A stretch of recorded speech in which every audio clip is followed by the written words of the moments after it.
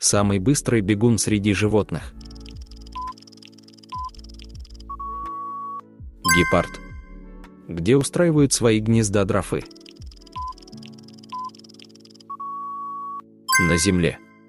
Что является родной стихией для белых медведей? Море. Какие органы чувств у муравьев являются основными? Обоняние и осязание.